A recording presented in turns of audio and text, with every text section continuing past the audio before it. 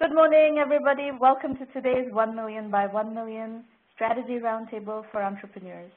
As you know, 1M1M is the first and only global virtual incubator accelerator in the world. Our mission is to help 1 million entrepreneurs reach $1 million and beyond in annual revenue, build $1 trillion of global GDP, and 10 million jobs.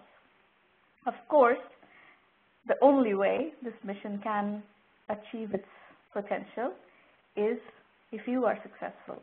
So we are here 100% and entirely to serve your goals of success, and that really is what our success goals are predicated upon. This is our 233rd roundtable. We've had over 25,000 people participate in these.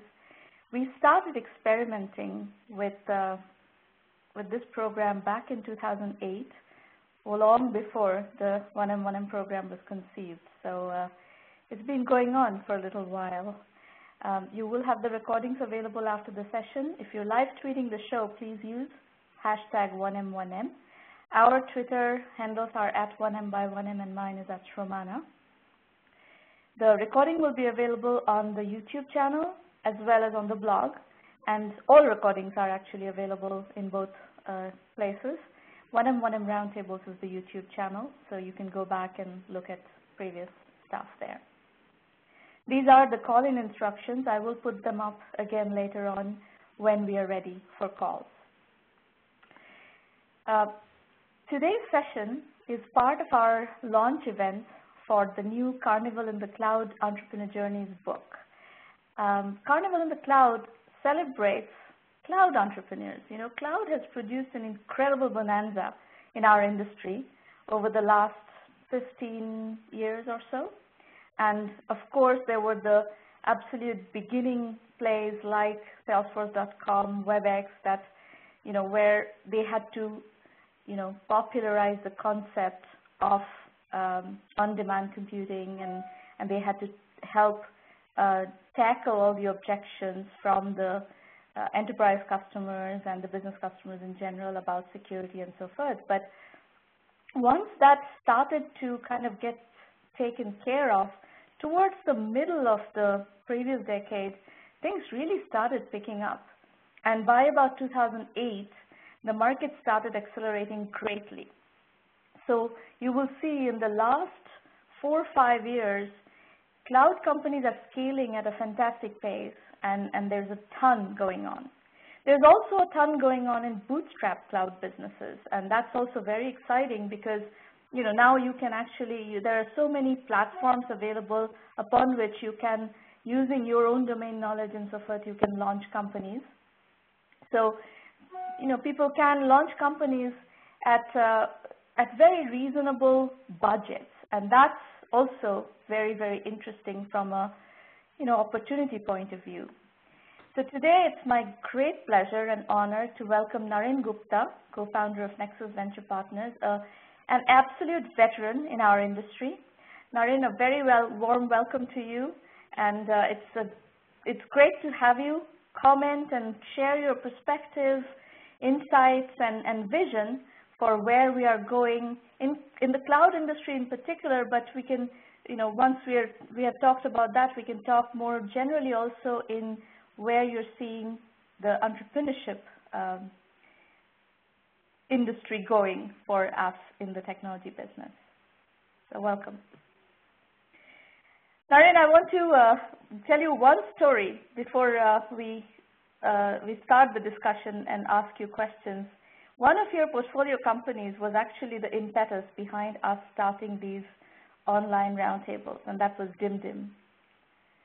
So, DimDim was one of the case studies that we did, and I think it was way back in 2007 or 2008 as part of the Entrepreneur Journey series, and I met DD Ganguly, an entrepreneur, and that was just around the time when my first Entrepreneur Journeys book was coming out, and he said, hey, let's kind of have you do a book launch event over DimDim. So that kind of turned into these online mentoring roundtables, and if you look at our first series, and I don't remember how many, maybe first probably 30, 50 of these roundtables were held on DimDim. So definitely there's a great memory and a great acknowledgement there. So tell us what your thoughts are on where you are investing these days in terms of cloud. What have been some of the interesting case studies, and what is your investment thesis around the cloud today?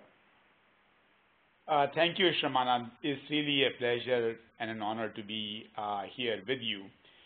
Before I answer your question, I want to say, what you have done with 1 million by 1 million is really remarkable. And giving people the courage to start companies without raising financing, bootstrapping, I really believe is the way to go if you can do it. And one of my biggest concerns in the venture business right now is that the ownership stakes of founders are going down too quickly because they raise the funding very early, and I don't think it does good for us as investors, and certainly is not the right thing for the founders. We want the founders to do well, and that's how we will do well as well. And Maureen, thank you for all the your coordination. It has been so perfect, so easy for me to participate in this event, and it's really been a remarkably easy thing to be able to join you today. Now I'll go back to actually DimDim. The DD is a fantastic person, and that's something we always think about. And I think we like DD and other entrepreneurs because they can see around corners. There are a lot of people, cloud is a common term today, but 5 years ago, 6 years ago, actually it was 2007 when we funded DD, and he talked with you around that time as well.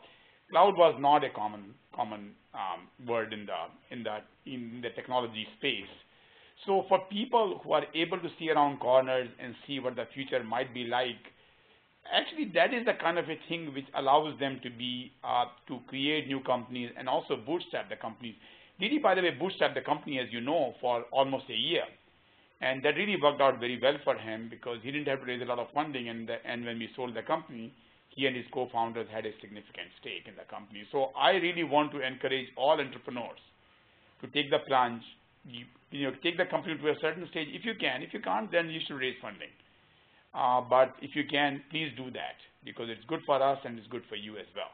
We're definitely using the philosophy bootstrap first, raise money later. We have nothing against raising money, but bootstrapping first, as Naren is highlighting, is really critical to preserve ownership, and especially the amount of money that is being raised today, especially in these cloud businesses, is crazy. So by the time you raise that much money, gosh, the dilution is crazy. Absolutely, and I think one thing it does for you is it makes you frugal. And I really believe that all great entrepreneurs are extremely frugal. It doesn't mean you don't spend the money to build your business, but you spend the money only when there is payoff, and you only spend that much amount of money that's necessary to get to your results. So I'm a big fan of it. I started the company many, many years ago, and I bootstrapped it for a number of years, and it worked out great. Now I'm going to go back to the question you asked in the cloud space. So if you look at 5 years ago, 6 years ago, when the cloud journey, let's say, began, the focus was on the infrastructure. We funded a company, co-led funding in a company called Cloud.com, one of the earliest companies in the cloud space after DimDim. DimDim was really the first company we funded in the cloud space. And then, but today the opportunities are very broad-based. The infrastructure issue still has not been resolved. As many of you know, OpenStack is becoming quite popular to build cloud infrastructure.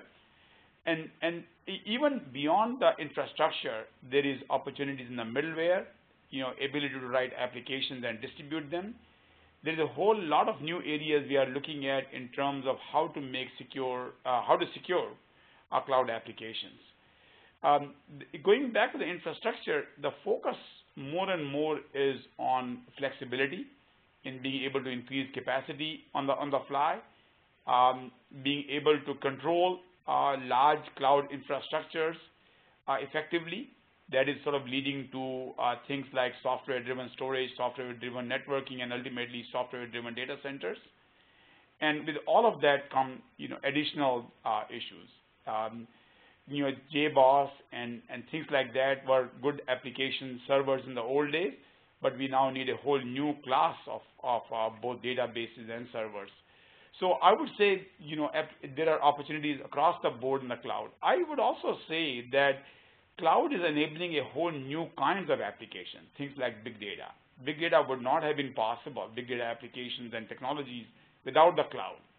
So think of cloud both as something that needs to be worked on, but even more importantly, an enabler of new applications. The things we are doing in the mobile space, which obviously are distributed applications, they also would not be possible without a cloud infrastructure. Uber is one of the biggest consumer cloud applications.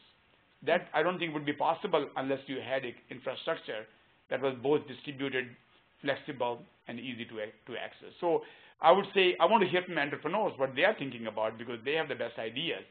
But I would say that your imagination is your only limit. So a couple of questions.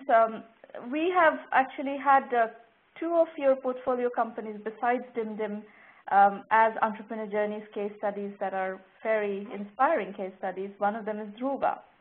And I think I've mentioned this to you, India is our second largest geography outside of the United States for 1 million by 1 million. We have had very good adoption, and the entrepreneurs seem to like us. So Druva is a flagship company for the Indian industry. And for those of you who are listening, as the Indian industry came out of a services background. And then in the last 10 years maybe, but more probably in the last 6-7 years, there is more of a product industry developing in India. And there have been a lot of people putting in a lot of work to make that happen. We have done our share of this work. And one of the companies that have emerged out of that is Druva. And it started off in India and has since moved to a San Francisco headquarter global customer base kind of model. Talk a little bit about this particular company and what your thoughts are about the model of Indian companies starting in India and then building these global footprint businesses. Yeah, so Druva is a very, very interesting case study. They started about 5-6 years back in India. And the first thing they did, which I tell everybody company to think about, is build a good product. That is absolutely the key to everything. And without marketing, they had customers in about 20 countries, more than 20 countries, when they were based in India. We invested in the company about 3 years back. Again, the model where they can bootstrap, raise a small amount of money early on, and then use our funding for marketing and expansion. When we funded them, the goal was to create a global platform. And that's what they have been able to do. The thing I would sort of say about Druva is that Gartner did a study on endpoint data protection, which is where Druva is. And in all 10 categories for the last 3 years, they have been rated better than anybody else. So you've got to have a good product. Now, why could India develop good products now that it couldn't develop 5 or 6 years ago? It is partly because the entrepreneurship, the advanced technology startups is becoming a global phenomenon. It doesn't really matter. That's maybe one of the benefits of the cloud, is that you can be in Shanghai, or you can be in Bangalore, or you can be in anywhere else. You can be in Bangkok, and you can still start a global company because the distribution has been really enabled by the cloud infrastructure. So they started with that. When we funded, they were doing about $1 million in revenue, and today they are doing more than $10 million each quarter. So what you have to do is have a great product, work on that, iterating on that product till you believe it can be used by a broad group of people, and then you spend the money on marketing and really expanding. One thing I see that really worries me a little bit is that the companies are spending too much money on marketing too early on before the product is really in a form that a lot of people can use it. And that money often goes to waste. Now, what is your perspective about these global companies being started in various different places? India is just one of them. We are seeing companies coming out of Europe and Asia and so forth. And then there is a kind of, I don't know, tendency, but it's a practice of them moving headquarters to Silicon Valley or somewhere in the US at least. What is your feeling about that? Is that something you require your companies to do? What's your analysis? So yeah, right now in the last few years, that has worked out well for companies. But my belief in the long term, if I were to fast forward 5 years, that is going to be completely unnecessary. I think your headquarters will be in the cloud, up there somewhere in the sky. So you don't, physical headquarters are going to become really a thing of the past, in my opinion. Now, why do we move the headquarters to Silicon Valley? The main reason is culture. The main reason is the cultural learning from here is absolutely remarkable. The good thing about Silicon Valley is not so much technology or even expertise. It is a state of mind. Every company I run into believes that they're going to conquer the world. And that kind of a thinking is very, very hard to bring into Bangalore or Bangkok or, other places. At this point, it hasn't gotten to that level yet. It hasn't gotten to that level yet, but I believe that every company should have its headquarters in the cloud. You are everywhere. You are where the customer wants you to be. And I think you run a completely virtual company, so absolutely agreed. But I think some of what I'm hearing from a lot of people who are making that choice is also talent.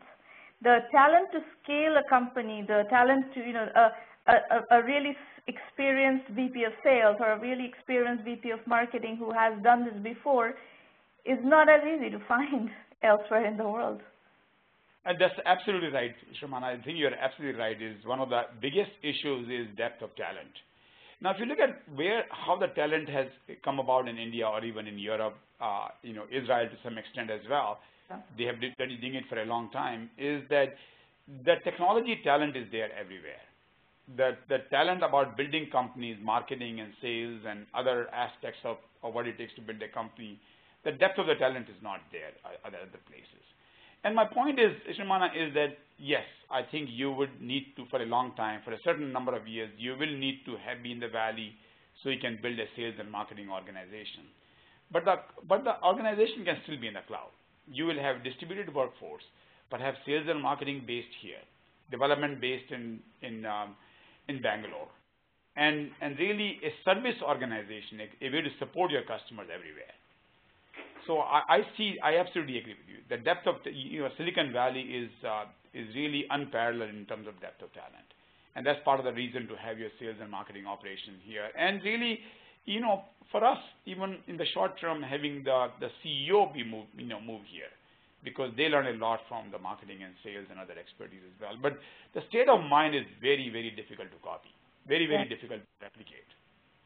Well, and also the other thing that people are finding harder to access is actually capital.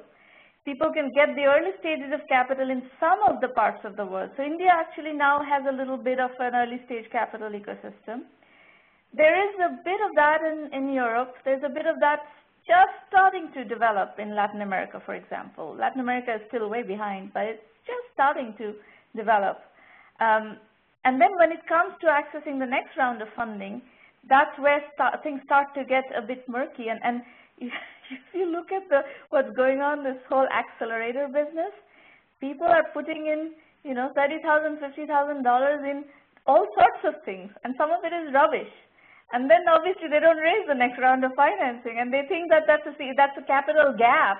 It's a Series A crunch. It's not a Series A crunch. You're funding things that shouldn't be funded. I think we as investors have a responsibility to make sure that what we are funding is in fact viable, because the issue is that if I write a check for $50,000 or $100,000 or even $1 million, okay, if things don't work out, I lose my money, but the entrepreneurs lose 2 years of their life, and that is something we as investors, that responsibility we have to take very seriously. I can maybe get my $1 million back in some other investment, but the entrepreneur can't get his 2 years of his life back. And I think the whole idea that you bring in a bunch of people, give them $50,000, some survive and most die, is I think a bit of an irresponsible model, I would say. Even though my friends are, my best friends are running these incubators. So I think we have an obligation to make sure about that. And I think the point you raised earlier about raising future rounds of financing, I think, India, 5 years ago, 6 years ago, there really was no capital for product-oriented startups. Part of the reason we have fully product-oriented startups right now in India is that there is capital available, but also the fact that Google and Facebook and everybody has a advanced development center in India, from which people decide to leave those companies and start product-oriented startups. So the question really is future rounds of financing, and I'll say that there's a more awareness among late-stage funders, PE firms, that the whole entrepreneurship phenomena is global in nature. And I get a call maybe every week, every few days, from some US fund who wants to invest in India and later-stage companies. I think the people who can see in the future, they are aggressively investing into India. But the local capital to invest in later stages is not there in India to the extent it should be. And I think the situation is actually worse, in South America, in Latin America, and Europe in many cases. No, it's not there. Absolutely. Yeah. We hear from entrepreneurs from all of those places because we operate with a global footprint. Actually, in some ways, India is doing better. Well, Latin America is behind because Latin America hasn't had the technology outsourcing industry, which is where the Indian technology product industry is coming from. That's where they develop their skills. Yeah. But Latin America hasn't had that industry, so they're kind of starting from scratch. And now there's nearshoring and all that going on, so technology talent is getting groomed in Latin America, but it's a very different market than the heavily technology savvy Indian market. And Europe is also not a heavily technology savvy market. It doesn't have the level of technology trained pools of people. But there's some interesting pockets developing. Portugal, Lisbon has become an interesting pocket. And there are companies also starting to find a global footprint from there. So we are seeing some of that. Question for you, Naren, what is your investment thesis? What are you looking for? So give some pointers to the entrepreneurs listening to this. A lot of people are listening here. A lot of people will be listening to the recording.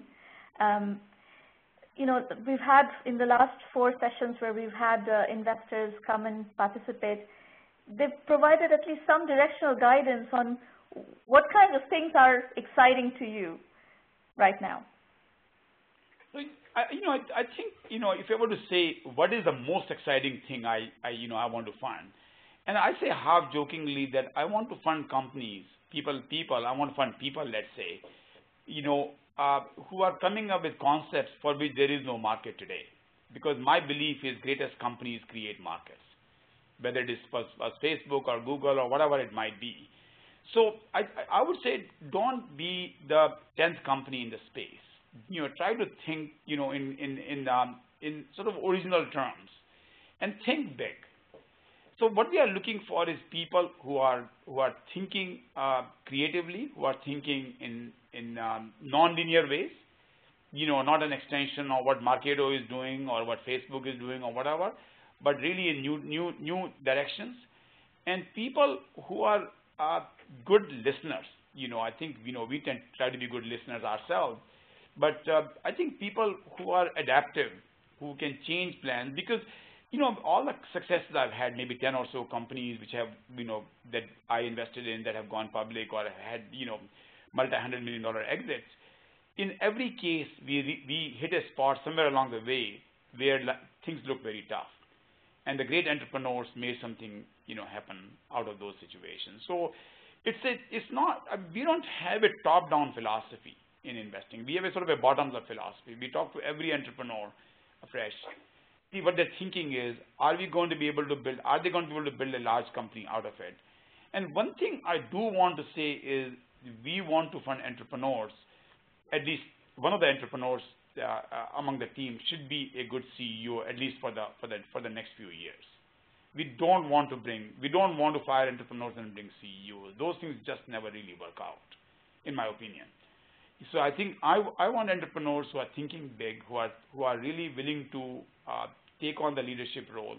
One thing maybe I'll say also, which maybe has been proven statistically, is that a team of 2 or 3 founders really makes a good team. If you look at all the big successes in the US and even in India, most of the time there were 2 founders or 3 founders, not 1 or not 4.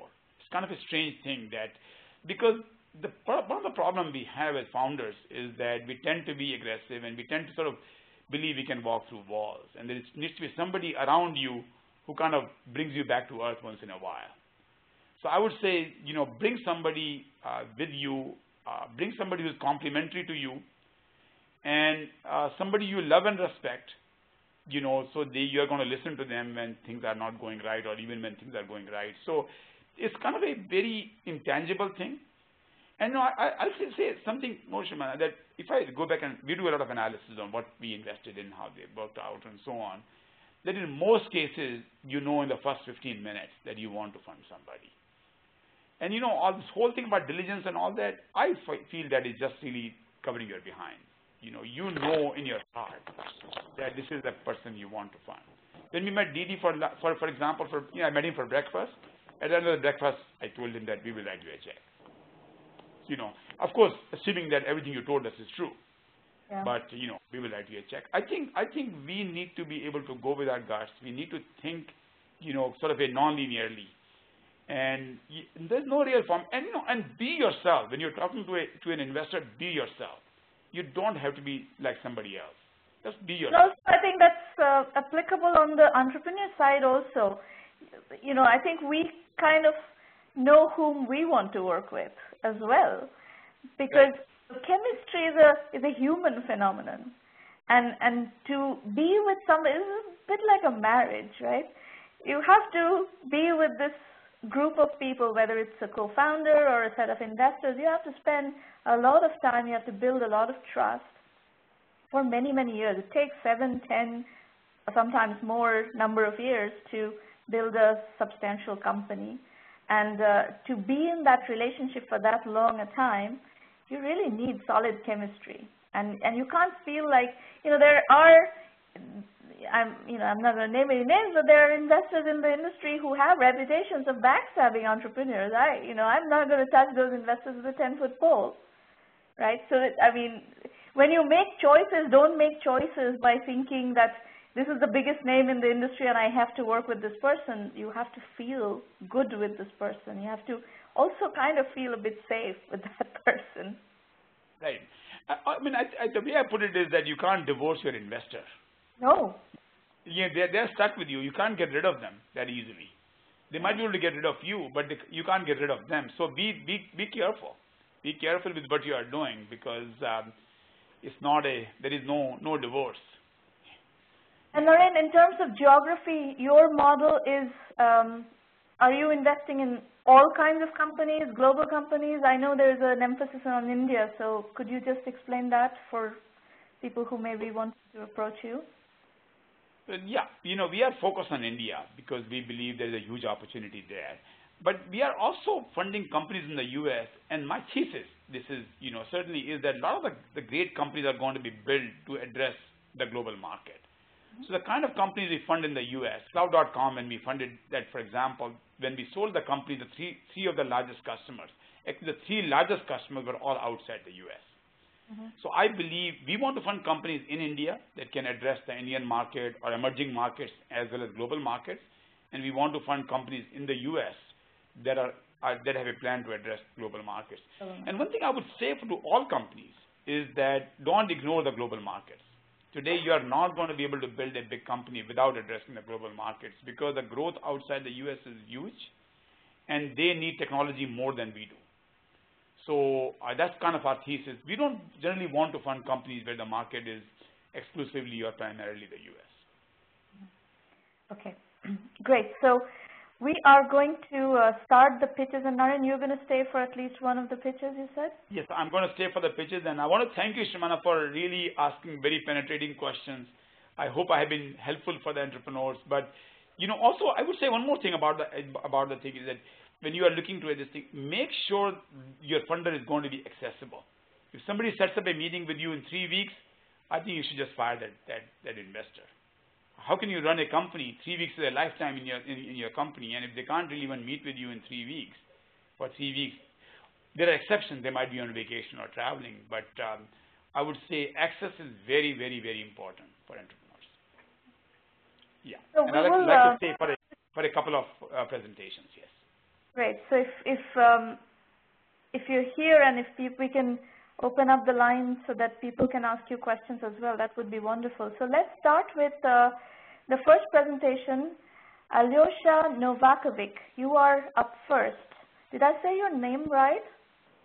Yes, you did actually. Can you hear me? Yes, please go ahead. Okay, great. Yeah, you pronounced it really well. Novakovic, that was actually impressive. I've heard a lot worse of pronunciation of my name. Go ahead. But definitely wanted to thank you for the opportunity, and exactly what Naren said. Basically, it's inspiring what you're doing with 1M1M, and thank you for having me as a presenter today.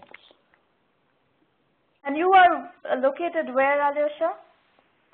So we as a company right now, our headquarters are Santiago, but just like Naren said, in a way our headquarters are really the cloud. I'm currently in the Bay Area. I'm in San Jose right now. Okay. Go ahead. Tell us what MEDKO is doing. Okay, so should I start with the pitch? Yes, please. Okay, yeah, I see the slides. Okay, so we connect you to the world's best doctors. Next slide. So the problem, if you blindly walk into a new clinic or a new doctor's office, it can really lead to long wait times, and even worse than that, what if you get a doctor that's really not competent in the procedure that you're looking for? Now, this is especially a pain point for patients who are not even in their home country. The solution is MEDKO. Simply input what city in the world you're in and what type of specialist you're looking there. From there, you can filter these doctor profiles by what's most important for you. Are they in your neighborhood? Do they specialize in exactly what you're looking for? What language do they speak? Do they speak English? And of course, what have past patients said? Okay. Next slide. Now, the MEDKO difference is that not only can you find the right doctor, but you can actually engage with them. You can send them a message ahead of time. You can get your questions answered. People always have questions before the consultation, and then make an informed decision and book your consultation directly through the platform. Mm-hmm. Now we're taking it even a step further where you can set up a video consultation and speak to a doctor from anywhere in the world at any hour of the day. There are plenty of registries on the web, on the net. MEDKO is a community. You go next slide now. So our business model. We take a 15% commission on every video consultation that is set up through MEDKO. It's a scalable model because essentially as we grow our community, revenues grow as well. And in the past, we've also explored and experimented with different business models. We've had subscription-based gold profiles, as well as clinic profiles, which are a smart alternative to a website for a clinic, because you have all of that along with the SEO power, and you're on the community of MEDKO. We've made about $20,000 with that model, but we're definitely moving on to more scalable models. Now, teleconsultation, so is your assumption that these contacts with the doctors are over a telephone or some sort of a remote communication model? Yes, exactly. So the teleconsultations are actually video, so audio visual, just like Skype, except it would go through MEDKO. And the value proposition for doctors is that not only can they receive new patients asking for video consultations, but all the payment goes through MEDKO, so they don't have to worry about transfers, international wire transfers, nothing like that. The patient pays MEDKO, and then we pay the doctor. And it's all very simple and easy for the doctor, and also they can, rack up testimonials and get new patients and essentially start their own little private business going on. And what is your assumption that this telecommunication started, the teleconsultation starts the relationship, and then the doctor basically takes that patient offline and starts meeting with them, and then it goes off MEDKO? Is that the assumption? Usually, yes. So the two most likely scenarios are either that the first consultation is through video consultation, and the doctor can tell the patient, okay, I think I really would need to see you in person for this. Mm-hmm. Or perhaps, all you need, I think, is rest, call me again if you need help later. Or another one is for follow-ups, essentially, especially for people who live outside of big cities. I'll get to the market later, but essentially there's a lot of countries, like Chile, for example, where everything is concentrated in the main city in Santiago, and all the specialists, they all live there. So essentially anybody, especially people with chronic conditions who live outside of that city, they have issues seeing doctors frequently just because it's so hard to get there.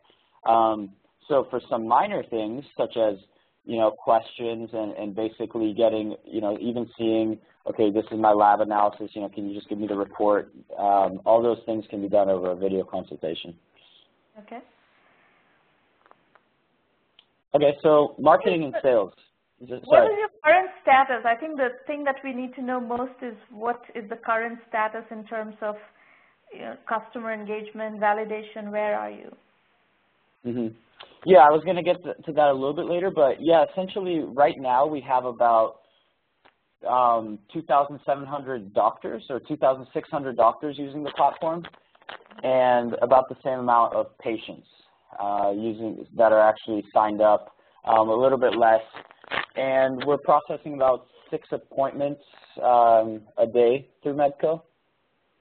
And what is geography? Yeah. Is these 2,700 doctors and patients, there's any geographical bias in there? Yeah, so we're focused on Latin America. We see it as basically our market to penetrate into first.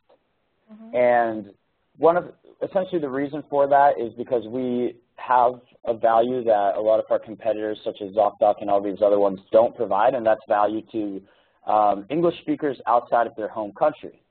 We haven't seen a similar platform in Latin America. Furthermore, we want to go after the local market as well in Latin America. Essentially, they do not have such a good resource down here.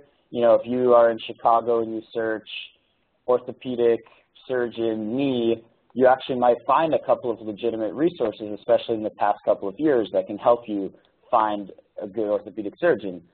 The same is not really true, and that brings me to this next slide, where essentially this is just to put it into perspective. It's not really a total addressable market, but internet penetration.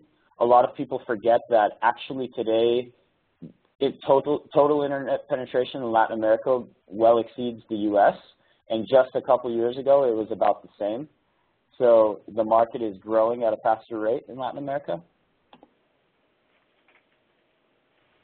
Now, our competition. So there's been, over the past 10 years, there's actually been perhaps 10 legitimate doctor-patient platforms in Latin America. Today, only about 2 of them remain. So what's the key that the rest haven't really figured out? So we have it labeled down to 2 things. One is absolutely essential to go market by market. What that means is, yes, even though we are branded as a platform for travelers, and this is the traveler-friendly point that we have on here, where a traveler, any of the top 50 cities in Latin America, on MEDKO you can find an English-speaking, at least one English-speaking specialist of every type.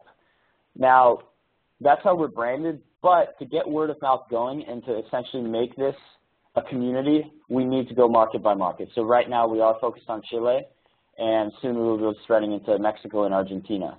And the second point, this is essentially the second point, the community. So building a sticky platform with engagement that the doctor not only wants to come back to and frequently log back into, but actually wants to promote to his own patients. And that's what we've seen as the key to patient acquisition, is these doctors actually being proud of their profiles and promoting it to their own patients. And we have the team to get it done. Us 3 founders, Nick, Michael, and myself, we're young, we're 24, and we're here from the Bay Area. We're also fluent in Spanish, which gives us a head up down there, because we are willing to live next to our market in Latin America as well as here in the Silicon Valley. Leonard, Stanford grad, our second employee, he's our medical informatician, and he's heading our health guide, which is our other key to patient acquisition. And Matthias Manapra, he is our most experienced member. He's our CTO with 15 years of full stack experience development. Okay. Naren, what are your thoughts? I think it's a very good service. I think it's a very good service. People need more access to health, to doctors and so on. The question I have in my mind is, how do you motivate the doctors to really sign on to the platform? And how do you? Second part of the question is, how about medical liability? Will doctors be willing to give advice over the internet, over the phone, when they haven't seen the patient because of liability issues? By the way, there's a company similar to that in China. I don't remember the name at the top of my head. I think there may be something to learn from that company as well. Mm-hmm. Yeah, definitely. We have some big competitors in China. Definitely have some competition in India as well, right. And our most legitimate competition in the United States with huge platforms such as ZocDoc. However, no platform is really, no platform is so big. It's not like TripAdvisor or anything like that where they're all fairly new. Even ZocDoc with $100 million in funding, it only has about 2% or 1% of the U.S. physicians. So definitely a market that still has room for growth. And to answer your questions, how do we motivate doctors? Well, actually, more of a challenge has actually been getting mass patient users on the platform. The pitch to doctors is actually fairly clear and simple. This is to give you a professional presence online. It's not social media. It's not, a Twitter profile. So when somebody finds you online, it's your professional profile that they're seeing. That's one thing. And then the other thing is you can get new patients through this. And what's very frequent in a lot of countries in Latin America, as well as the States to some degree as well, doctors usually work at a couple different locations, sometimes at a hospital and then their own private consultation as well. And they would prefer to work exclusively out of their private clinic. Almost every doctor would prefer that. One of the challenges with that is that they simply wouldn't have enough patients coming in. The nice thing, a hospital takes a commission, but you have, constant patients flowing in.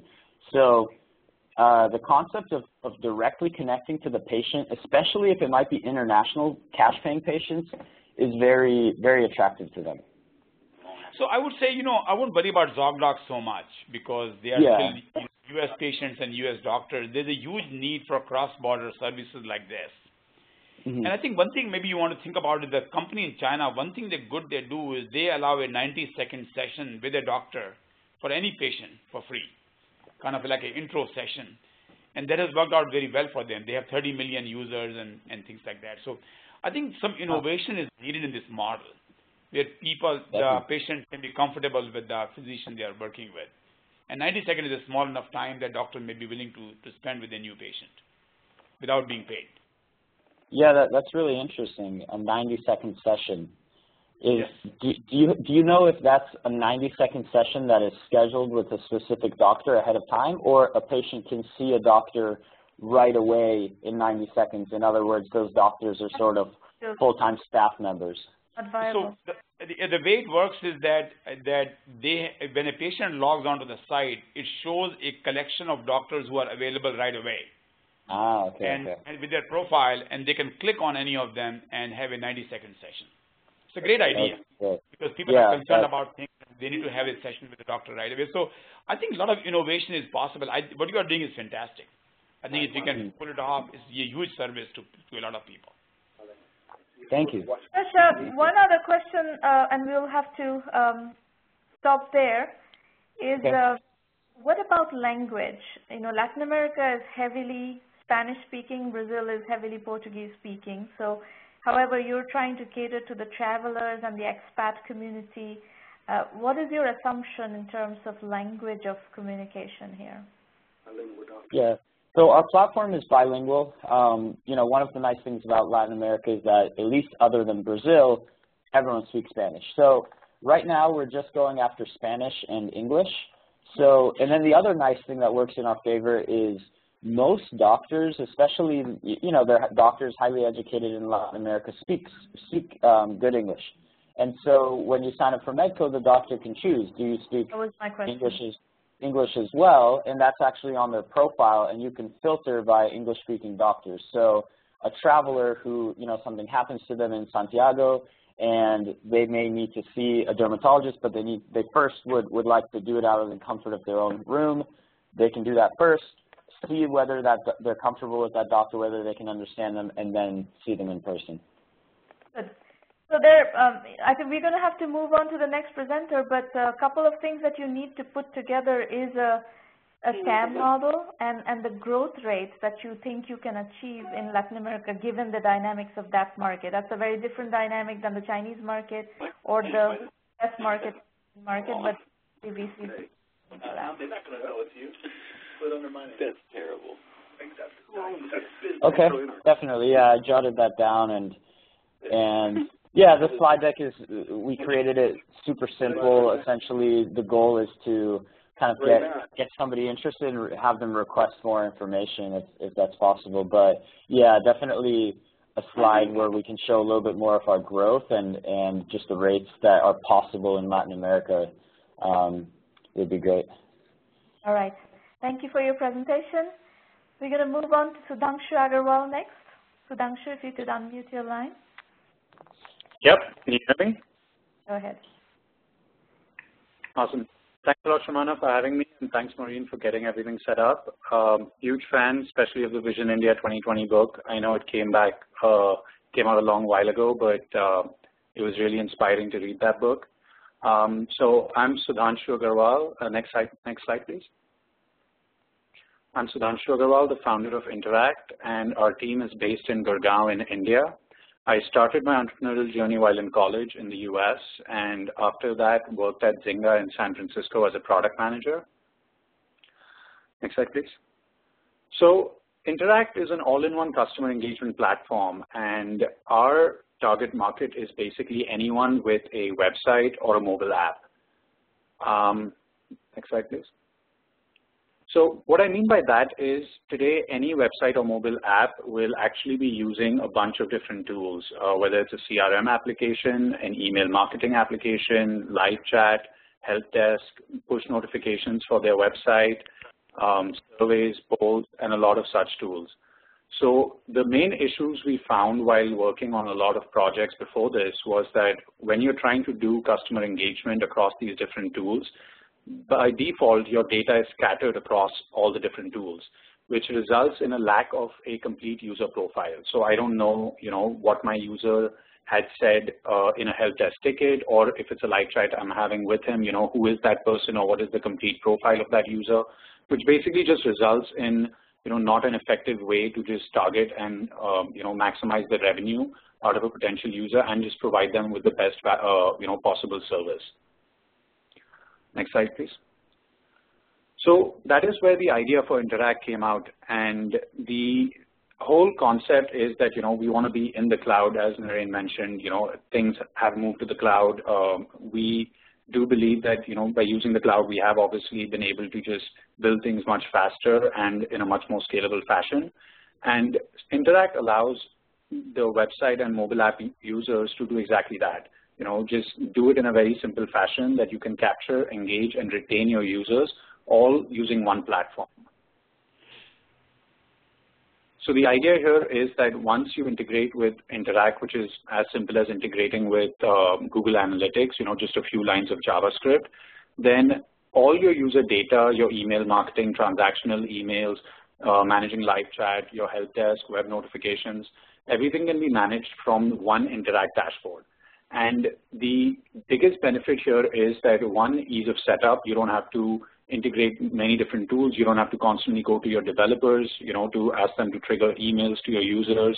You can basically just slice and dice users, potentially saying, I want to send out a targeted email to my male audience or my female customers, or I want to send an email to people who haven't been back on my website for the past 30 days, and a lot of such options. So everything can be managed by anyone, and not really a developer or a designer is required going forward to just manage all your customer interactions. Next slide, please. And the other thing we've done is we've integrated with a lot of platforms. So whether it be e-commerce platforms, whether it is platform as a service services. So what we've tried to do is just allow businesses to get up and running using Interact in as seamless fashion a way as possible. So Shopify and Magento we've seen have been two of our very successful integrations. We're working with WordPress right now to get a WooCommerce integration up so that any e-commerce store owner can just very simply add one more integration, and they have all the customer engagement tools that they would require.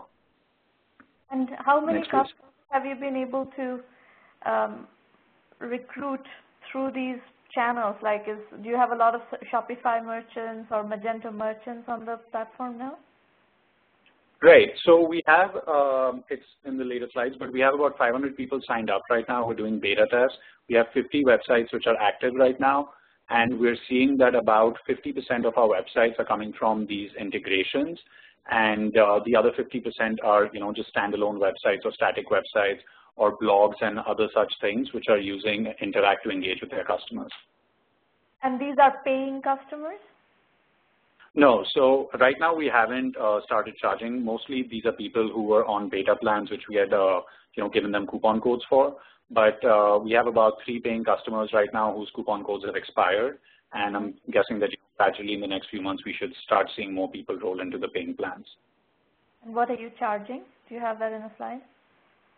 No, so I didn't put that in the slide, but so we plans start from free and the paying plans start from $19 a month, and they scale up to the custom like enterprise level plans, and that's more like we haven't really reached the, I would say, the enterprise stage yet. Okay. All right, Naren, your thoughts? Yeah, I think this is something the e-commerce site or content sites need. The question I have for you, Sudhanshu, is how do you really differentiate yourself? There are a number of players in this market, and can you demonstrate an ROI? Right. So I think that is the next thing that we're doing. Given that now we have all these basic engagement tools built, it is definitely a crowded market. Our biggest differentiator we've seen is people are much more happy now to just have one tool rather than have to keep 5 tabs open and constantly monitor things across 5 different tabs. So that was basically the biggest customer validation we had done. In terms of the ROI, the good thing now we're doing is since everything is integrated, we're starting to link things together and show things like customer acquisition cost, lifetime value of a customer. So because we're storing your data as well, so we know what plan your customer is on. If you send your customer a marketing email and he clicked through that and he ended up upgrading, let's say, the plan, or he ended up renewing his subscription. So we can track that in the future versions and show that, okay, these email marketing campaigns resulted in directly this much revenue. So that is what we're working towards next. You are providing analytics on top of the actual workflow as well. So right now we've built out all the basic workflows, all the customer engagement channels. And now we're working on the next 2 things, which is the analytics, which is going to be all the ROI and how much money, basically the revenue you've generated. And we are also working towards building in I would say, a smarter or a, more predictive algorithm, which is also going to suggest things like, we think these customers haven't come back in this long. Since we've seen these trends, maybe you should send them like this type of an email. So sort of more a push, which will recommend things to business owners to do rather than just wait for them to figure things out and, like respond to things. Okay. Interesting.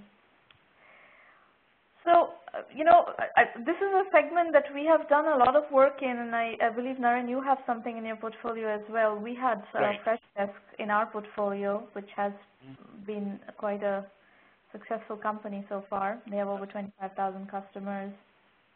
And then, Zendesk has gone public. There's a lot of companies that do either email marketing or customer help desk support over the cloud and so forth. And you're proposing to kind of fuse the category into one low-cost solution. And then the thing that I like also about this is that you're integrating with this BigCommerce, Magento kinds of merchants, Shopify kinds of merchants, and these guys have huge numbers of merchants on those platforms. Shopify has 200,000 merchants. BigCommerce has 55,000 merchants. So from a market entry strategy and also kind of like,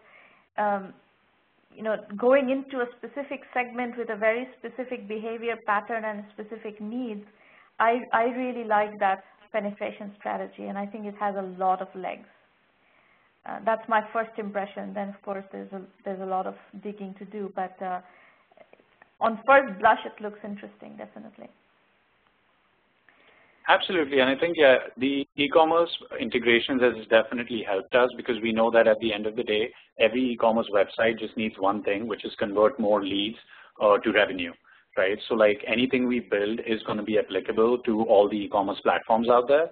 And the other space we're really excited about is, the SaaS-based products.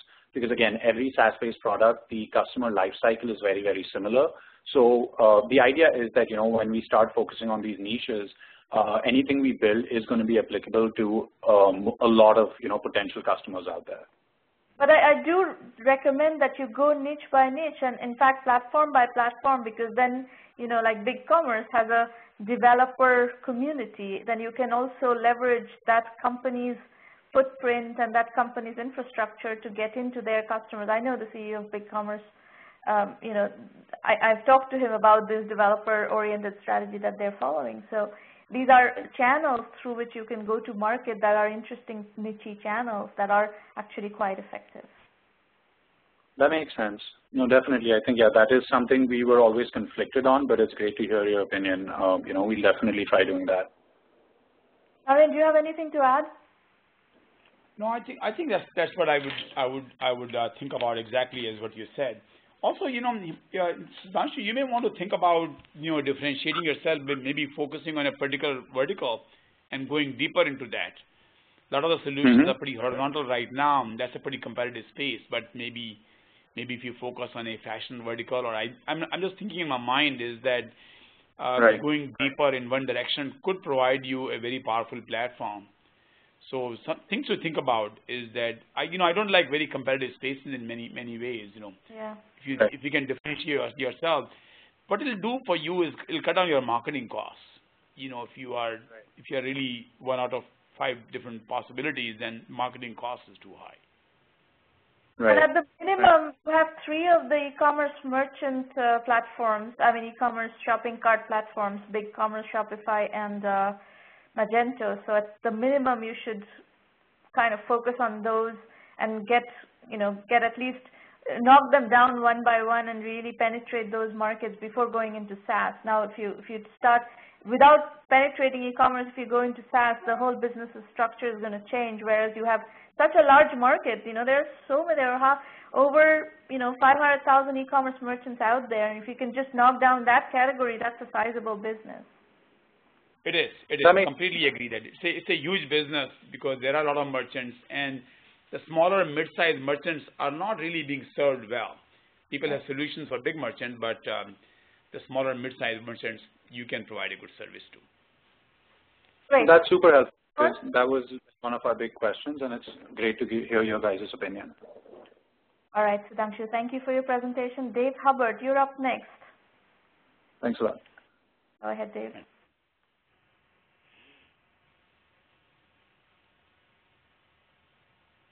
Where is Dave? It's muted. Oh, wait. Hold on 1 second. There you go. Can you hear me? Yes. Ramana? Yes. Okay, great. I'm sorry. I'm having technical difficulty. I'd like to start by saying thank you from the bottom of my heart for the opportunity that you're giving people. All the pitches that came before me were awesome, and I wish all of them a blessed future. Ramana, what I'd like to introduce you today is Metro Energy. We look to become the quote-unquote GEICO of the energy industry, providing all Americans with the best pricing available for their home energy needs. GEICO likes to say 15 minutes can save you 15% or more on your auto insurance. We like to say 5 questions can save you 15% or more on your home energy needs. I'm sorry. Next slide, please. We're energy supplier transfer. Oh, sorry. Where's this one? No, this is. Yes, okay, all right. I think we're missing a slide. Can you go back one, please, Ramana? Okay. We're an energy supply transfer company in the energy deregulation field. Metro Energy provides the lowest cost of energy to already existing customers of a local utility companies, thus lowering your monthly payments and saving hundreds of dollars. Next slide, please. We look to become a household name for energy savings, opening offices and jobs and creating jobs across the nation. We'd like to donate and volunteer to communities in need under the Metro Energy banner. Not only will we be able to help local communities, but we'll also be able to employ millions of Americans by saving them money or saving the most that they can on their energy needs. Next slide, please. Our customer and our proposition. Our customers are already existing customers of local utility companies in deregulated states. We offer up to 15% savings on their energy bill, saving them a substantial amount of money each and every month at no cost to them. All possible because of what's called the Customer Choice Program through their state and the deregulation. Next slide, please. Segmentation analysis and target customer definition. Our customer definition is every American who is being overcharged for their energy use. There are 17 states in the energy deregulation field, and we are positioned to target each state with the lowest prices for their energy rates. All 51 states are estimated to be deregulated by 2020. We are now currently positioned in Ohio, Pennsylvania, and New Jersey, targeting a multiple number of utility companies and their customers. Next slide, please. Our customer acquisition strategy. We are currently acquiring all customers via telecommunications. With your help, we look to expand into email, web, print advertising, commercial campaigns, television, radio, social network marketing. We aim to be the equivalent to GEICO with our marketing strategies. Sign-up simplicity and savings. Next slide, please. Customer validation. In Ohio, Pennsylvania, and New Jersey, we have already helped 1,493 families save money since July 1st, 2014 alone. We have contracted with Fortune 500 companies like Plymouth Rock Energy, Spark Energy, SFE Pennsylvania, Titan Gas and Power, American Energy Providers, and Public Power, along with other Fortune 500 companies. And we have been successful for these companies in several different states. Dave, I have a question here. Yes, ma'am. These customer scenarios, what is the dynamic of who pays and exactly how does the money flow? It's done through what's called a bill-through process, and basically what happens is everything stays the same. It's the same bill, it's the same power, it's just lower pricing. So it's called bill-through, and what they do is the customer pays the electric company pays the supplier. And how do you get paid? I get paid through the supplier by bringing them customers. You get paid by the suppliers by bringing in the customers? I don't understand.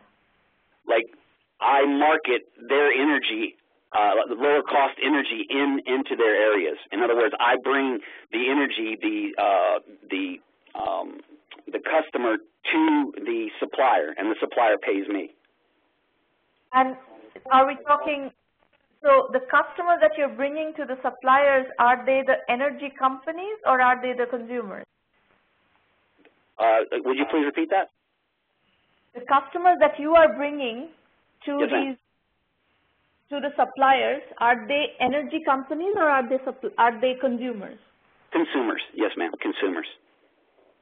So you are marketing to consumers an alternative form of energy, and then using that you are saving them money. So you are connecting these alternative energy suppliers into the consumers. That's your value proposition. Yes, ma'am. But ultimately, we plan to become the supplier itself. That's what the ultimate plan is.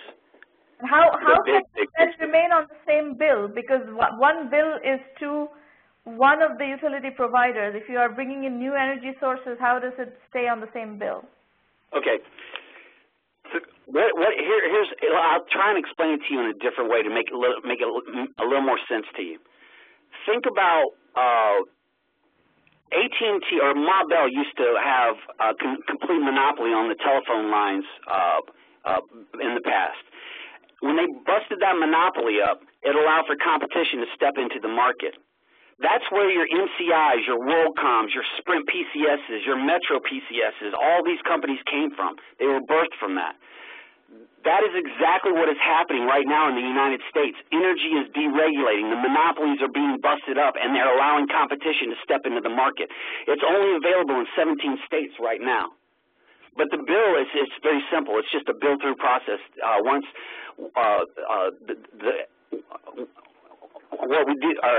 What happens is the electric company, when we bring the customer on board, we know what their load is because of their bill, how much energy they're consuming. So all we do is provide, or we don't, but the energy company provides that energy, that load now transfers to their supplier. And that supplier puts that load into the grid. Then the energy company takes the money from the consumer because the consumer pays the energy company or the utility. The local utility stays the same. They just become, now what's happened is the electric companies have been split up to where they're just a line company now. They're not electric companies. They're no longer allowed to profit from the supply portion of the bill any longer. So they have to separate themselves. That's what is unfolding, and really it's a revolution in energy right now. I see. Naren, questions, comments, thoughts? Yeah, I think it's a kind of a good concept to want to save people energy costs. But I think it's the whole energy distribution business is very different because you need to use the transmission lines of the local utility. And so I'm sort of wondering how you really deregulation allows that, I know, but it seems like a proposition that's going to be somewhat difficult to scale. It looks like to me, and maybe I'm not familiar with how this thing would work. So I think something to think about, because once let's say a consumer makes a change to a new thing, then they don't need you anymore. Right. So, David, I think you're getting here is that we are not fully understanding how this business works. So, you need to work on the pitch so that you are able to explain to, people who are not experts in the energy industry. You may be an expert in the energy industry. We are not experts in the energy industry, and a lot of people whom you will have to explain this to are not necessarily experts in the energy industry. So you kind of have to decode this and present it in a way like, how does the money flow? How do these lines work? How does billing work? And what is operationally necessary for this business to work? And then the other point that Naren just raised is that okay, you make the switch that if you change this supplier to this supplier and you start saving 5 to 7% a month, and you're done. That customer does not need you any further. How do all these dynamics work? So, and this is a 3-4 slide presentation, so we don't expect that you will have all of that in order here. But as you develop this concept, you really need to kind of drill down on each of those aspects and understand them well and figure out how is this going to scale. And how are you going to make money off each of these scenarios? What is the lifetime value of a customer? Well, I want to throw this out to you.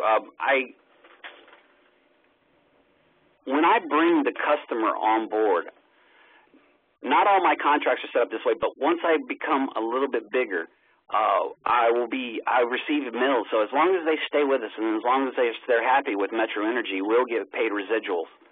And usually that's about 6 mills, and that comes in monthly. Not all my contracts are set up that way, but I try and work that in there. The contracts I have in commercial pay residuals. So it's our intentions to gather the customer and retain them. It's in our interest to retain them. And I hate that I made this not. I made it complex for you. I want you to try and just, if you can wrap your mind around the telecom industry, the same exact thing is happening in energy. They're opening up. Hold on for 1 second. What I would like you to do is that you have this recording available after the show. Take a look at what I was asking you, how I was asking you the questions, how Naren was commenting on and asking you questions, and try to use that kind of to improve your pitch so that the next time you have one of these conversations, look, this is our intent to provide you with this platform, is for it to be a safe place where you can come and discuss your ideas, your concepts, run your pitches. We help you with pitch doctoring and so forth. So that's the end of this session. So that's exactly what we did here. We tried to dissect the business and understand the business, but from your part, based on the questions you were getting, you kind of need to take that and work this into a significantly more improved pitch so that it becomes clear not only in your mind, it becomes clear in everybody else's mind. So the customer needs to understand. If you look at the public chat, Maureen is commenting that she gets calls like these. They have outrageous bills, and she gets calls like this, doesn't feel so comfortable. So that means that you're going to have to deal with that kind of discomfort and lack of trust in customers. So the clearer you can be in conveying your value proposition and conveying how things work, the likelihood of your being able to recruit customers more efficiently is going to go up. So clarity is of supreme interest and importance.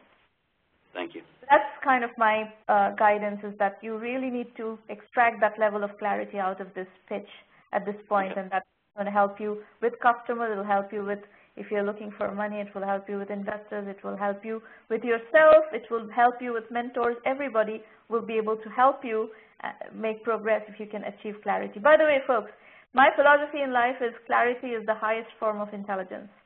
So whatever it is that you're doing, if you can be very clear about why you're doing it, how you're going to be doing it, and what is the, what is it that you're doing and how you communicate that to people, I think you're way ahead of most people, because I don't see that level of clarity in most people, actually. So, Naren, would you like to take a few questions from the audience? I think that's the last. I'll be happy to do that. Okay, let's open up the questions. We'll come back to explaining 1M in a bit. I want to give you the call-in line.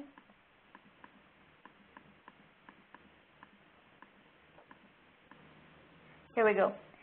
So folks, please feel free to call in. Let us know in public chat that you are calling in if you are planning to do that. Or you could also ask questions in the public chat and I'll read them out aloud. But please make sure you send your questions to all participants, so it's a public chat question.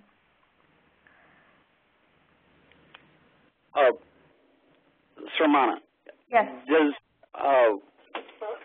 Let's see. So we have access to all this information. Can we repitch after? Do we do this again, or how does that work? So in principle, yes, you can do it again, but we try to be fair. This is a free forum, right?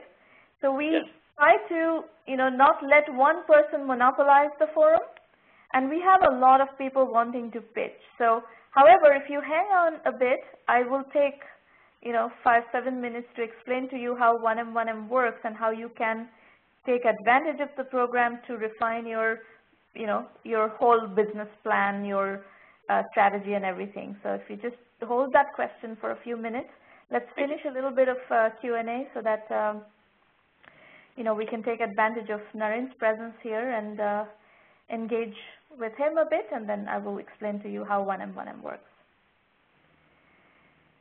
Anybody? So I'm going to ask you a question, Naren, about your investment in Aryaka. So we had DD Gupta at the Entrepreneur Journey series recently. No, I think it was the Thought Leaders of Cloud Computing series recently. Ajit, of course, is a veteran entrepreneur. For those of you who haven't heard of Ajit, he was the founder of Speedera, which was a big player in the content distribution network space, and the company was acquired by Akamai, and he's doing a second company called Aryaka right now. Naren, tell us a little bit about this investment and what are the implications of this company? So I think what you are seeing with the cloud is the data centers are getting farther and farther geographically from the user. Before that, the company had a data center, and all the users were around there. So you didn't have the problem of latency. Just to sort of go back, if the latency in a network is partly driven by the speed of light, and every 1,000 miles means 5 milliseconds of latency. Light travels the speed of about 180,000 miles per second, but even that introduces a lot of latency. So if you have a data center in the US and a user in India, let's say, or in China, the latency will be about 200 milliseconds. And that's pretty noticeable, particularly on smartphones. So what they are doing is making this latency disappear. Of course, you can't go around physics, so they predict what somebody might be looking for. They compress the files and things like that. So it is really a key element of making remote data centers or cloud computing work. The implications are huge. The reason I specifically highlighted and asked you about this investment is it's kind of an example of the old school venture capital and old school entrepreneurship, where at the heart of the business is really sophisticated technology. Right. At the end of the day, Uber is fantastic, but Uber is not exactly rocket science technically. And the market has shifted a bit more towards these non-rocket science technology investments. And it's nice to see that there are still, real hardcore technology investments happening, and I think we would like to see more of that, because those tend to be very defensible investments and very defensible ventures from the entrepreneur's point of view. Instead of having to compete with 18, online beauty products sites, you have something that is really hard to do, and as a result, 18 entrepreneurs are not doing it. Right. And I think the way you think about it is that Uber probably has spent $1 billion in marketing. Aryaka has spent 80%, 90% of the money it raised on technology. And those things are transformative. They're not easy to replicate, because somebody has to start all over again and build that technology. So I love this kind of ventures that are very defensible. And it's a kind of your state of mind. I think Uber is a great company as well, but from a different perspective, it provides great service. But the reality is, one can argue if Uber will be around 10 years from now, or there will be something even better than that. Who knows?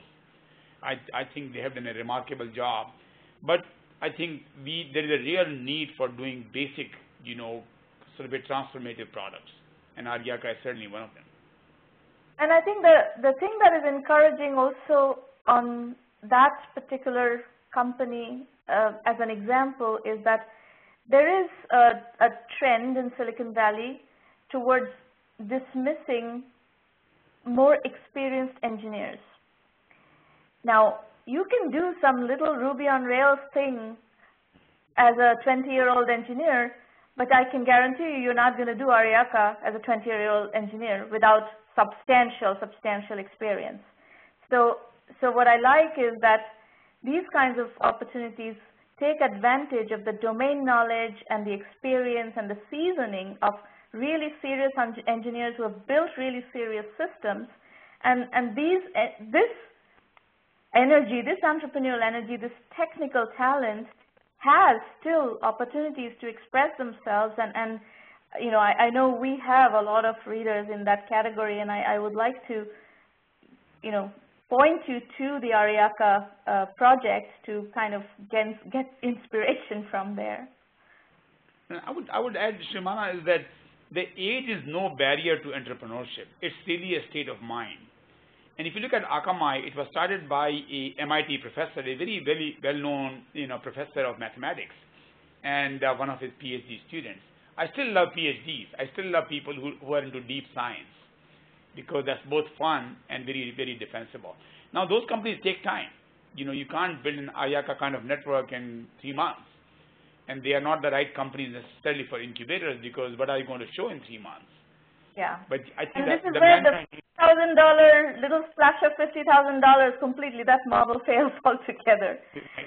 These tend to be built very differently, and one model where we actually have a book on this topic, because we've been seeing this all the time, is bootstrapping using services. So we do see heavy-duty technology companies being bootstrapped using services, where you come up with a concept and you start working with customers who understand the problem, who understand that you have some serious domain knowledge to bring into that solution, and are willing to work with you to let you build that project, that technology, allowing you to keep ownership of the intellectual property. This is one way, actually, fat startups, as these are called, have been able to leverage themselves and get off the ground. It is trickier because people don't write a lot of $5 million seed round checks. So you have to somehow or the other figure out how you're going to bootstrap, and especially, you know, in the case of DD Gupta, he's a second-time entrepreneur with a huge track record. Those of whom who are starting their first venture, it is a bit trickier because you don't have that benefit of, like, you cannot really ask Naren Gupta for a $5 million check just based on your track record. So you have to be creative and you know, original in how you navigate the early stage. And I think one thing I will say here, you know, you make a great point, is that, you know, we just funded a company, a very experienced 15-year veteran of we haven't announced that thing.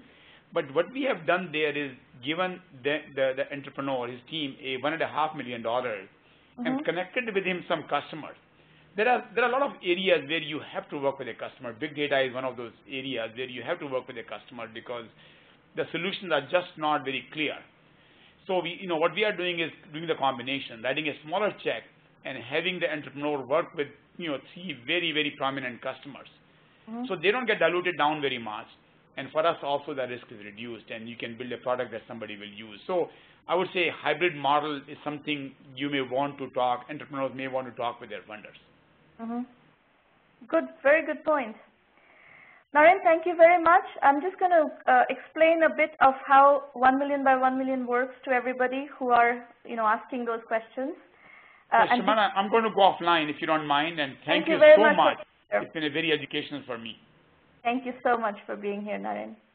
Okay. Bye-bye then.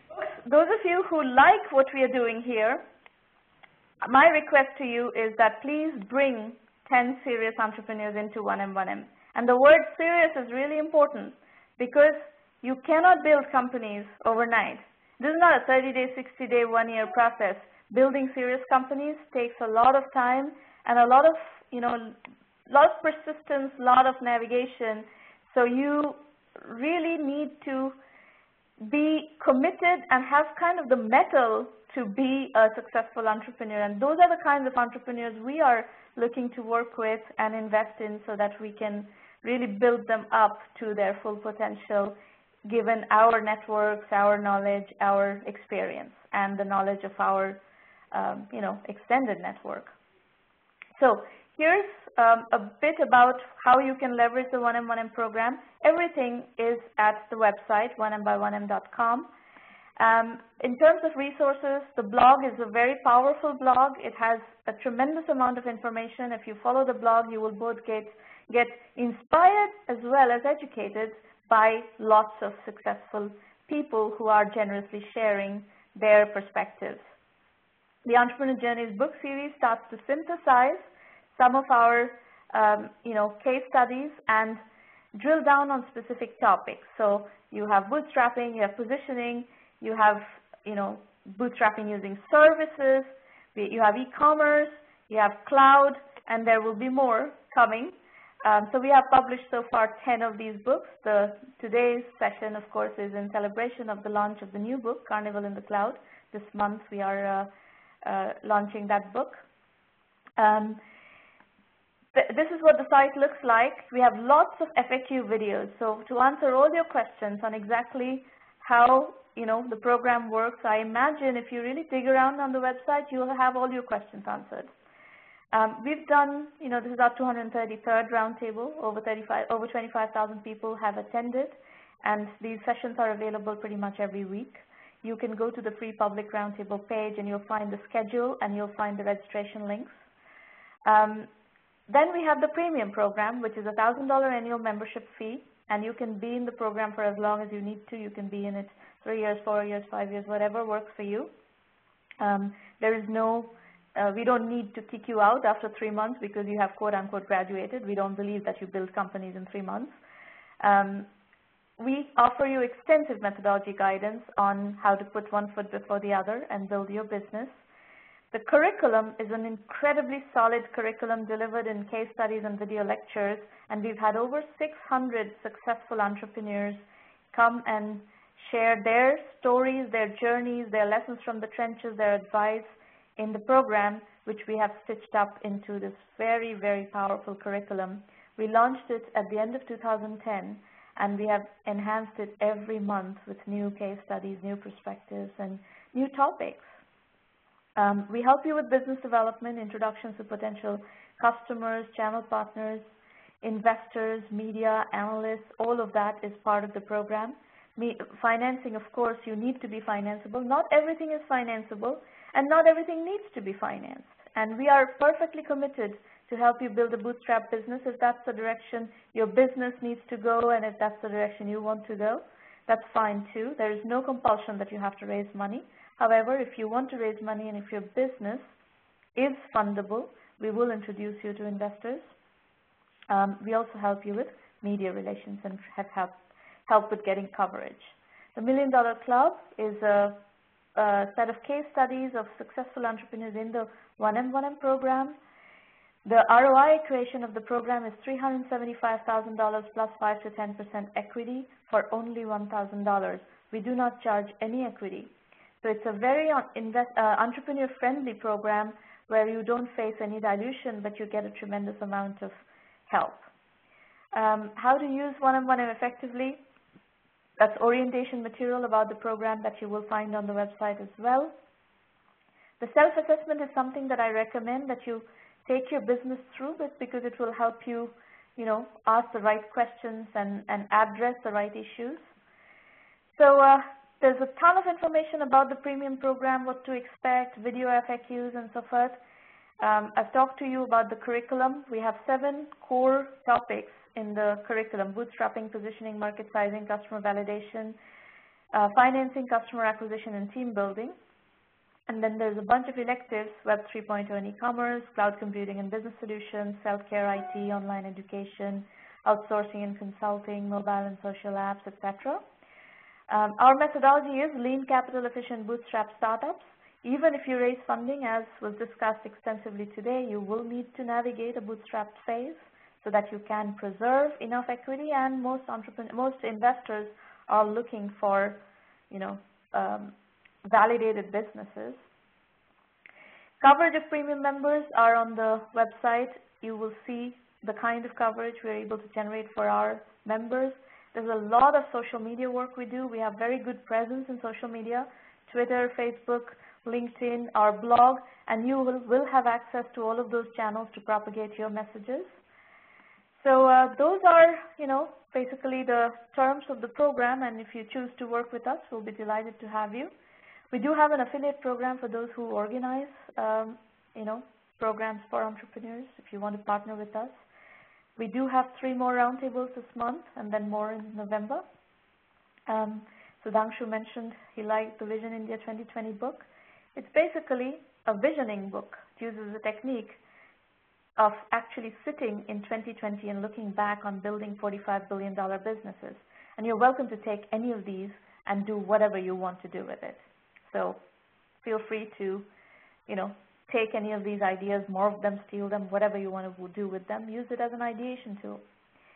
Incubator in a Box is our platform through which we work with corporations and other investors, governments, etc., to either launch new incubators or accelerators or enhance their programs, especially for people who are running incubators and accelerators far away from Silicon Valley.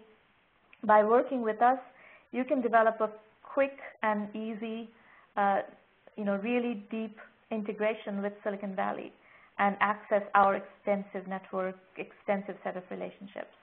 So we're very happy to work with you wherever you are in the world.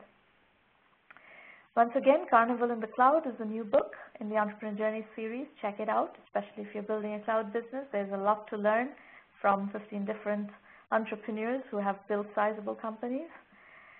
And that's pretty much all for today. I will introduce you to Irina Patterson, who will take calls. If you have questions about the one-on-one program, feel free to call Irina, 786-301-2456, Irina at 1m-by-1m.com.